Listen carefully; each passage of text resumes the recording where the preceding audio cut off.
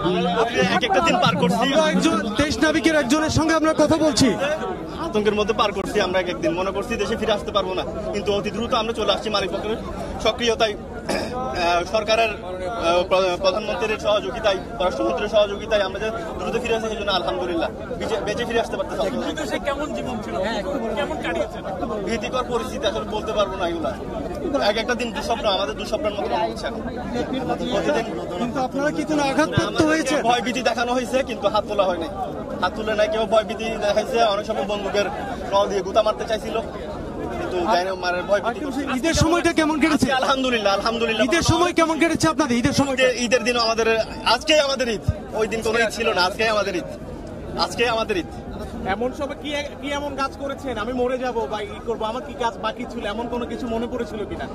Actually তেমন কিছু মনে পড়ে নাই। ভীতিকর পরিস্থিতি ছিলাম, এক একটা দিন কিভাবে পার করবো ওই চিন্তায় ছিলাম আমরা। ঠিকঠাক খাবার দিয়েছিল? ঠিকঠাক খাবার খেতে পেরেছি, আমাদের পর্যাপ্ত খাবার ছিল। আমরা মাপুতো বন্দর থেকে লিভ করার আগেই পর্যাপ্ত খাবার স্টোর করেছিলাম।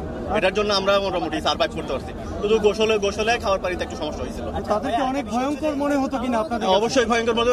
AK-47 সামনে তো সবাই ভয়ঙ্কর ভীতি, সবসময় টিকার লোড করে থাকতো। দুর্ব্যবহার সবসময় মানে আক্রমণাত্মক ছিল, কিন্তু মারতো না, ভয় দেখাতো। এদের চেহারাটাই ভয়ঙ্কর, এদের আচরণে ভয়ঙ্কর। তারা সর্বমোট কতজন ছিল? 50-60 জন হবে। জি, বাড়ি অস্ত্র নিয়েছিল সবাই। ঈদের দিন আপনারা দেখলাম যে নতুন পাঞ্জাবি পরে, আমরা তো সবসময় জামা কাপড় নিয়ে যাই, কারণ আমরা এখানে 9 মাস থাকবো। তো ঈদের তারা জানে যে আমরা হয়তো মুক্তি পেয়ে যাবো 2-1 দিনের মধ্যে। তাদের অনুমতি সাপেক্ষে অস্ত্রের পাহারায়, ঘর অস্ত্রের পাহারায় আমাদেরকে নামাজ পড়তে অনুমতি দিয়েছিল। AK-47 ছিল, রাইফেল ছিল, তারপরে আপনার বিমান বিধ্বস্ত করার জন্য বড় ভারী যন্ত্র ছিল, অস্ত্র ছিল, মেশিন গান।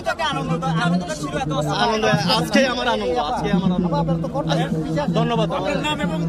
আমার নাম হচ্ছে যে মোহাম্মদ শামসুদ্দিন, প্রকাশ শিমুল, অয়লার। আমার পদবী অয়লার মোটর। মোহাম্মদ সাইফুদ্দিন, আপনার? শামসুদ্দিন, মোহাম্মদ শামসুদ্দিন। মোহাম্মদ শামসুদ্দিন।